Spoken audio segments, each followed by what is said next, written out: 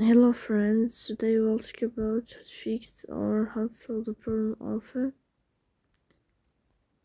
whose app. You click on settings, then you can click on apps, default apps, app settings, and above you can search about whose app, and you can click here, sort like this. Then this page of app info, you can click on first stop. Here you can click on clear cache. Then you can also, as you see here in the first, you can click on first stop. Then you will enter the storage, and here you can click on clear cache.